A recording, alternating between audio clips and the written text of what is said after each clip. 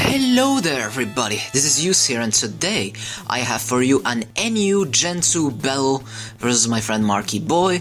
This is the team I'm using, and yeah, let's have some fun, some Gen 2 fun. We haven't done this series in a while, so it should be interesting.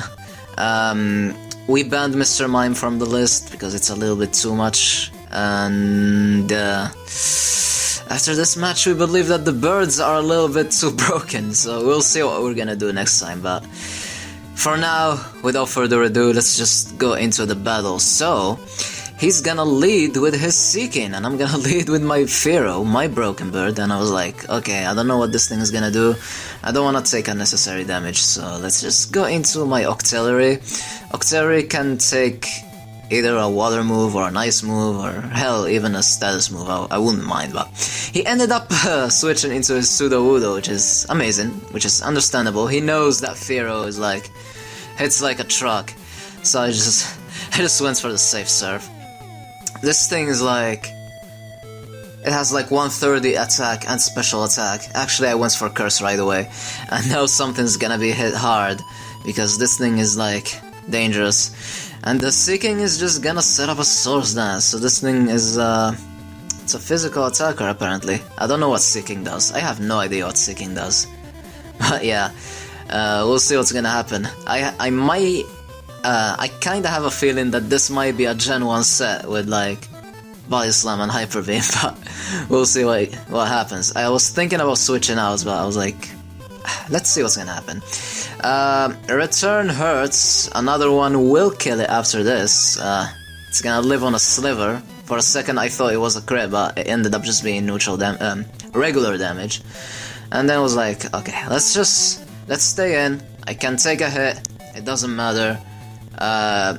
It would be like a trade-off Octillery for Seeking, but he ended up having the Hyper Beam. I knew he would have it, and he did have it.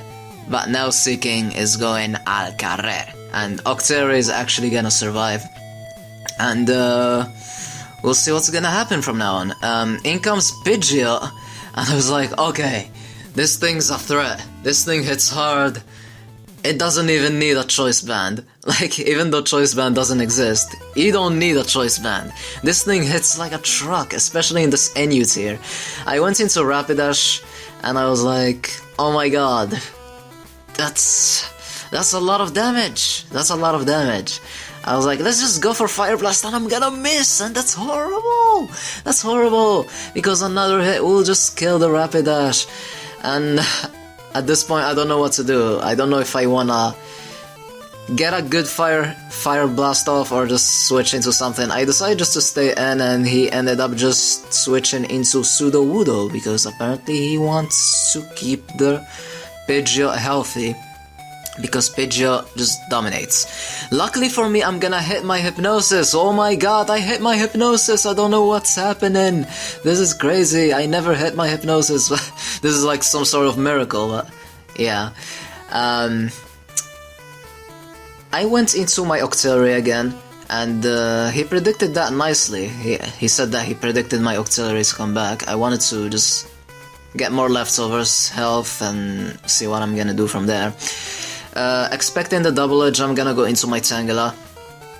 I know Hidden Power Flying isn't gonna be a clean shot, but Tangela is the best thing I have to take to take hits from Pidgeot, or that's just bad. That's just bad. I shouldn't have used Tangela as a physical wall, because you know how things work here.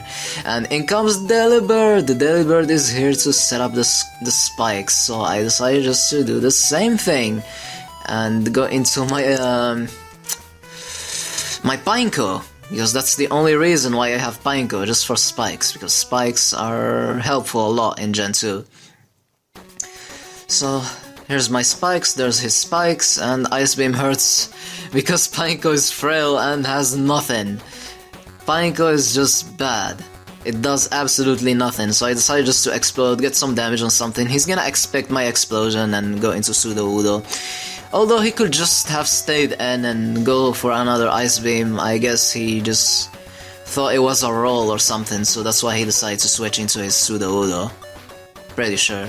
But yeah, now I'm gonna have to go into my auxiliary. Pseudo is still sleeping, and now I'm gonna have a free hit to something, which is amazing. Now that Seeking is out of the way, I'm pretty sure he doesn't have something that resists water, which is great, so I'm gonna get a good hit off on this Pidgeot. I do not have Ice Beam, so I went for Surf. I gave it Curse instead of Ice Beam, because if this thing sets up curses, it can be really problematic, but mine is really low in health, so really, at this point, it can't really do much, so I decided just to sack it to the Double Edge, and it's gonna go al carrer. So now I'm gonna have to go into my own Broken Bird. Pidgeot has the bulk and the power. Fearow has the speed and the power. Actually, more power. So there you have it. Fearow and Pidgeot just dominate. And in comes the Sudowoodo, but Sudowoodo at this point is really low in health. And I gave this thing Hidden Power Grass, so it doesn't get walled by Rock types and Ground types. So boom, there you have it. Fearow just dominates. It absolutely dominates. And in comes the Delibird again. I'm gonna go into my Eradicates, because I feel I could take a hit really well. And Ice Beam just does nothing, because it's Delibird. What do you want? It's just a Delibird. And I'm just gonna go for Body Slam. I'm gonna spam Body Slam.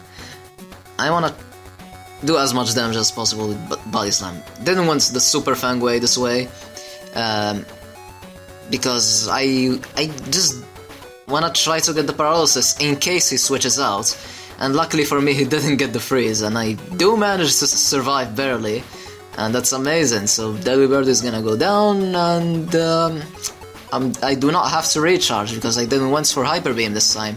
I wasn't dumb this time, luckily for me, because I don't wanna give him a free chance to set up or something.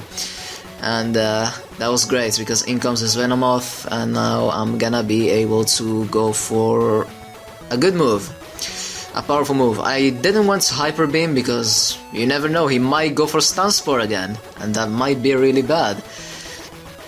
So he's gonna Sleep Powder me, I'm gonna keep this thing as a Sleep Powder, and then I'm gonna go into my Tangela, because Tangela doesn't mind getting paralyzed in case he wants to Stun Spore, in case he has it. But he's gonna go for Reflect, so that is that. Venomoth is gonna have Reflect, and I'm gonna try to set up my own Reflect, which is gonna be really helpful against his Venomoth and his Pidgeot, because we don't want to deal with those powerful things. Venomoth, if it sets up, it can be really problematic. So there you go. Now I'm gonna try to go for Sleep Powder. He's gonna Stun Spore, and I was correct, he does have the Stun Spore, and bam! Sleep Powder actually hits, which is amazing.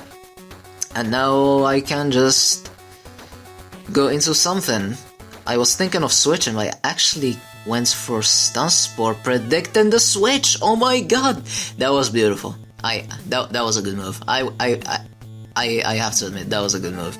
So I'm gonna paralyze the Pidgeot, which is amazing, and I decide just to stay in, because even though I'm behind the Reflect, I don't wanna take a powerful Double Edge from this thing.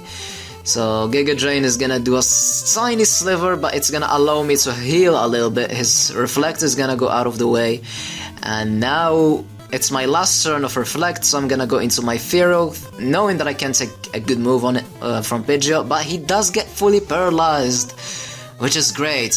And my Reflect is gonna go out, but I'm not scared. I'm just gonna spam Return.